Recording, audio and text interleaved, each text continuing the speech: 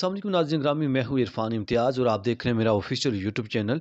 नाज़रीन, आज के इस व्लॉग में हम डिस्कस करेंगे कि जॉइंट अवामी एक्शन कमेटी की जानब से एक बड़ी कामयाबी उनकी जानब से हासिल कर ली गई है और वो कामयाबी क्या है वो आपके सामने रखेंगे। आज़ाद जम्मू कश्मीर के हवाले से गुज़श्ता 24 से 48 घंटों के अंदर की जो अहम अपडेट्स हैं वो भी आपके सामने रखेंगे और क्या कुछ हुआ, क्या अपडेट्स हैं, तहरीक अदम एतमाद के हवाले से क्या ताज़ा तरीन है, वो सब आपके सामने रखेंगे। व्लॉग चैनल की चैनल से पहले अगर चैनल पर नए हैं सब्सक्राइब करना, बेल आइकन प्रेस करना ना भूलिएगा ताकि इस तरह की इन्फॉर्मेटिव वीडियोस और व्लॉग आज़ाद कश्मीर की सियासत के हवाले से, आज़ाद कश्मीर की तमाम सूरत हाल के हवाले से अपडेट जानने के लिए,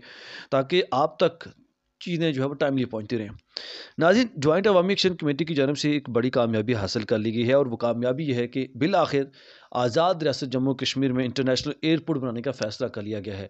और एक बड़ी डिमांड, जो एक बड़ा मुतालबा था जो जॉइंट अवामी एक्शन कमेटी की जानब से जो रखा गया था, और ये बड़ा जो मुतालबा है वो मान लिया गया है और इसके ऊपर बाकायदा तौर पर जो है वो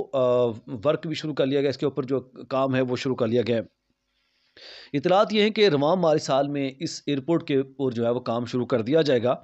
और पाकिस्तान एयरपोर्ट अथॉरिटी की जानब से मौजूद जगह की निशानदेही भी की जा रही है और तकनीकी फिजिबिलिटी कार्रवाई का भी आगाज़ बाकायदा तौर पर कर दिया गया है। और ख़बर यह है कि ये जो एयरपोर्ट बनने जा रहा है ये मीरपुर आज़ाद कश्मीर में बनने जा रहा है। इससे पहले कि मैं मज़ीद डिटेल की जानब चलूँ और मैं आपको बताऊँ कि याद रहे कि गुज़श्ता दिनों सोशल मीडिया के ऊपर भरपूर कोशिश की गई है कि कश्मीरियों को आपस में लड़ाने की, कि ताकि मतलब इस तरह की एक लहर चलाने की कोशिश की गई, जिसको जो है ना कश्मीरियों ने भरपूर तरीके से नाकाम बनाया। और वो ये थी कि जैसे कई लोगों ने कहा जी मुज़फ़्फ़राबाद में बनना चाहिए, कईयों ने कहा जी रावलाकोट में बनना चाहिए, कईयों ने कहा जी कोटली में बनना चाहिए, कईयों ने कहा जी मीरपुर में बनना चाहिए। लेकिन मैं सलाम पेश करता हूँ कश्मीरियों को कि उन्होंने वो जो एक प्रोपेगेंडा था और जो जो साजिशें की जा रही थी कश्मीरियों को लड़ाने की, तमाम तर जो साजिशें हैं वो नाकाम हो गई हैं और बिल आखिर तमाम पे कश्मीरियों ने इत्तेफाक कर लिया कि मीरपुर में बने तो ये सबसे बेहतर है। और मीरपुर में सबसे बड़ा जो क्योंकि मीरपुर को जो है मिनी इंग्लैंड भी कहा जाता है, क्योंकि मीरपुर की ऑलमोस्ट 95% के राउंड अबाउट अगर कहा जाए तो जो इंग्लैंड के अंदर लोग सेटल्ड हैं, तो ये कहा जाए तो गलत नहीं होगा। इसी तरह कोटली अगर आप देख लें, कोटली भी बहुत बड़ी तादाद, ऑलमोस्ट 70-80% जो लोग हैं वो भी इंग्लैंड के अंदर, 60-70% इंग्लैंड के अंदर, 70 ऑलमोस्ट इसके राउंड अबाउट हैं। और वैसे तो पूरा जो आज़ाद कश्मीर में लोग जो है ना वो सारे फॉरेन में बैठे हुए हैं, कोई इंग्लैंड है, कोई अमेरिका है, कोई जर्मनी है, कोई मतलब सऊदी अरब और दुबई के अंदर तो हर घर से कोई ना कोई बंदा है। मतलब सबसे ज़्यादा जो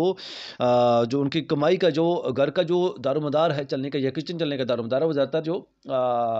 जो लोग बाहर सेटल्ड हैं या ओवरसीज़ कश्मीरी कहा जाए तो ये गलत नहीं होगा। अच्छा, अब आते हैं अपने मौजू की जानब। तो नाज़रीन, पाकिस्तान एयरपोर्ट अथॉरिटी की जानब से मौजूद जगह की निशानदेही कर दी जा रही है और तकनीकी फिजिबिलिटी कार्रवाई का भी आगाज़ किया जा रहा है कि मीरपुर के अंदर किस जगह पे बनाया जाए एयरपोर्ट। इब्तदाई कार्रवाई जो है दिसंबर 2025 तक मुकम्मल कर दी जाएगी। ये जो फिजिबिलिटी की, जगह की निशानदेही की, तकनीकी फिजिबिलिटी, ये सारी जो कार्रवाई है, इसकी इब्तदाई जो कार्रवाई है वो दिसंबर 2025 तक मुकम्मल कर ली जाएगी और ये फैसला कर लिया जाएगा कि किस जगह पे एयरपोर्ट जो है वो बनाया जा सकता है और किस जगह पे अगर एयरपोर्ट बनाया जाए तो सबसे बेहतर होगा। और फिर नए डिज़ाइन की जो मंजूरी के बाद, जैसे ही डिज़ाइन की मंजूरी होगी तो उसके बाद ग्राउंड ब्रेकिंग का ऐलान कर दिया जाएगा कि कौन सी ग्राउंड है, कौन सी जगह है मीरपुर के अंदर की जिस पे जो है एयरपोर्ट जो है वो बनाया जा सकता है। तो मेरे ख्याल से सबसे बेस्ट ऑप्शन है मीरपुर। उसकी वजह भी यही है कि ऑलमोस्ट ये तकरीबन सेंटर में लगता है, कोटली वालों को भी करीब पड़ता है, इसी तरह मीरपुर को, सॉरी मीरपुर तो है ही, इसके अलावा अगर हम बात करें ज़िला बाग या रावलाकोट, तो मतलब सबका एक जंक्शन है एक तरह का, तो ये सबसे बेहतरीन लोकेशन है। और सबसे बड़ी बात यह है कि मीरपुर वालों के लिए कि मीरपुर में ज़रा अक्सर जो लोग हैं मीरपुर के, वो इंग्लैंड या बाहर के लोग मुल्कों में मौजूद हैं। नाज़रीन, इसके साथ साथ खबर शामिल करेंगे जी कि एक अफसोसनाक खबर है। वो खबर यह है कि जेहलम वैली में तकरीबन तहसील हटियाँ बाला है, वहाँ के नवाई इलाके मैकनेट जगह का नाम है, जहाँ के एक इंटरमीडिएट के तलबा ने, तालिब इल्म ने, 17 साल तालिब इल्म है, इसने ख़ुदकुशी कर ली है और इसका जो नाम है वो हसीब वल्द साबिर शाह बताया जा रहा है और इसने अपने घर के करीब दरख्त से लटकर ख़ुदकुशी की है। बड़ी अफसोस की खबर है। और ये जो स्टूडेंट था वो गवर्नमेंट बॉयज़ हाई स्कूल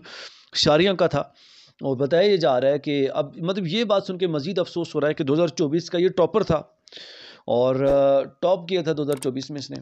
और अभी फर्स्ट ईयर में इसकी एक किताब में 3 नंबर्स जो है वो कम आए।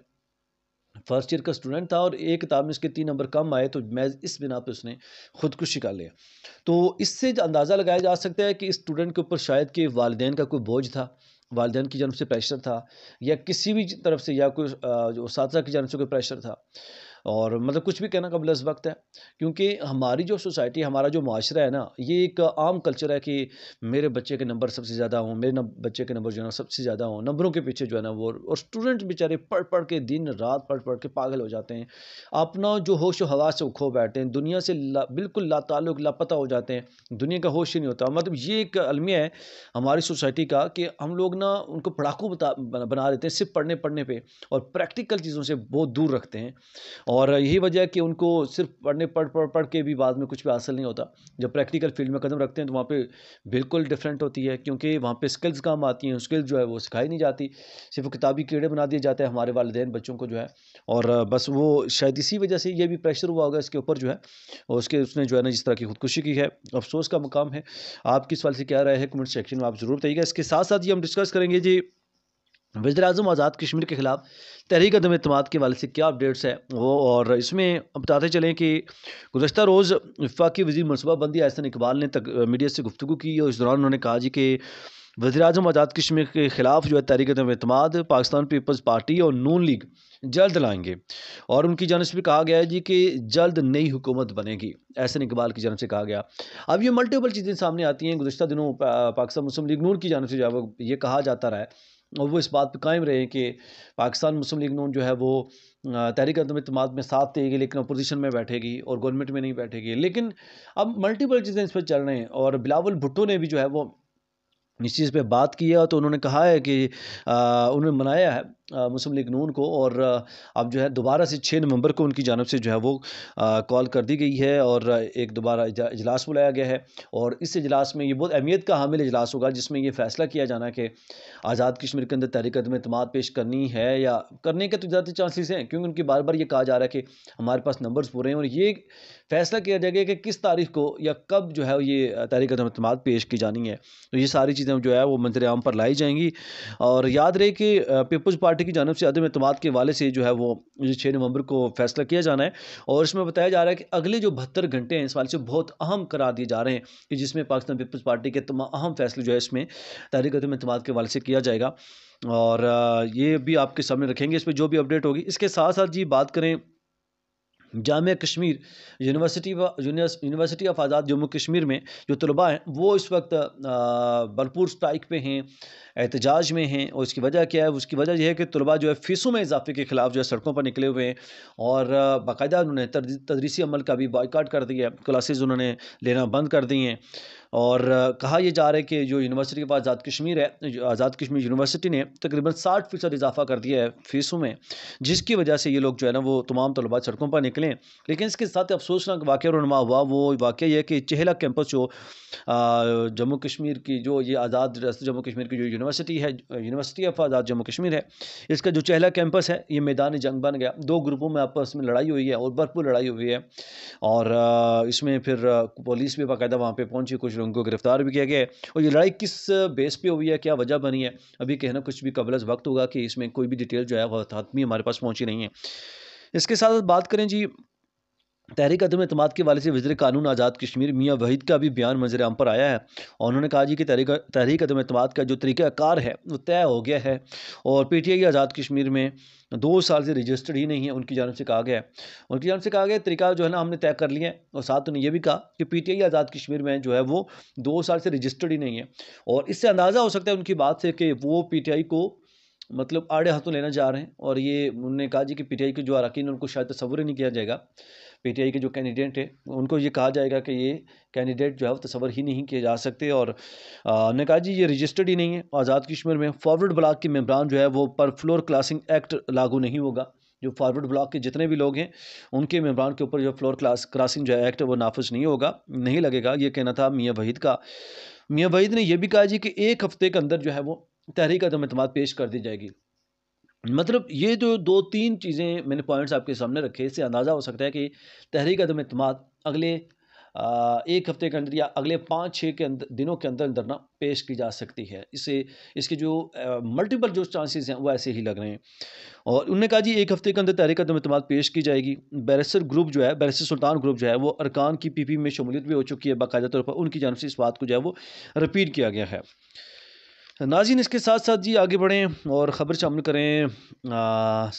तहसील ज़िला कोटली की तहसील सेंसा और उसके एक गाँव है सरसावा। सरसावा में अफ़सोसनाक वाक़या रुनमा हुआ है और 2 बच्चों के बाप ने बाकायदा ख़ुदकुशी कर दी है और इसने ख़ुदकुशी जो की वो घरेलू नाचाकी की बिना पर की गई है, जो ख़बरें मंज़र आम पर आई हैं और उसके बाद उसकी जो लाश है उसको अस्पताल मुंतकिल कर दिया गया है, मुकदमा दर्ज कर लिया गया है। इसका ताल्लुक जो है तहसील सेंसा के गाँव जो है सरसावा से बताया जा रहा है। 30 साला मोहम्मद अदनान है, जो 2 बच्चों का जो बाप बताया ये जा रहा है। और इस पे कुछ भी कहना क़ब्ल वक़्त है, मज़ीद इस पर जो डिटेल्स हैं वो सामने नहीं आई हैं। लेकिन घरेलू नाचाकी जो है वो बताई जा रही है। उम्मीद करता हूँ आपके लिए ये व्लॉग काफ़ी इन्फॉर्मेटिव रहा होगा। हमारी कोशिश होती है कि आज़ाद कश्मीर की सियासत से जुड़ी, आज़ाद कश्मीर की तमाम तर डेली जो हैपनिंग्स हैं उससे मुतल्लिक़, तमाम तर अपडेट्स से मुतल्लिक़ हम जो है वो एक तफ़सीली व्लॉग हर 24 घंटे में हम आपके सामने लाने की कोशिश करेंगे, ताकि आप तक तमाम तर आज़ाद कश्मीर के हवाले से जो अपडेट हैं एक व्लॉग की सूरत में, एक वीडियो की सूरत में आपके तक जो है ना वो पहुँच पाएँ और आप हमारी जो रियासत आज़ाद जम्मू कश्मीर है उससे हर एक खबर से एक ही ब्लॉग के अंदर एक ही चैनल के थ्रू से आप बाखबर रह सकें। उम्मीद है कि हमारी जो काविश है, हमारी जो कोशिश है आपको भरपूर पसंद आई होगी और इसका जो रिस्पांस है आप वीडियो को लाइक करने की सूरत में, शेयर करने की सूरत में और ख़ास करके सब्सक्राइब करके और बेल आइकन प्रेस करने की सूरत में आप ज़ाहिर कर सकते हैं, ताकि जिससे हमें अंदाज़ा हो सके और थ्रू कमेंट सेक्शन भी आप हमें नीचे लिख सकते हैं कि कौन से टॉपिक्स के ऊपर आज़ाद कश्मीर के हवाले से किस तरह की जो कौन सा ऐसा टॉपिक है, कौन सा ऐसा मौजू है जिसके ऊपर हमें जो है बात करनी चाहिए, ताकि हम आपको उन टॉपिक से जो है वो अपडेट रख सकें। कमेंट सेक्शन में अपनी राय का इज़हार करना ना भूलिएगा। एक नए व्लॉग का फिर हाज़िर हूँगा, तब तक के लिए अपने मेज़बान इरफान इम्तियाज़ को दीजिए इजाज़त। अल्लाह ने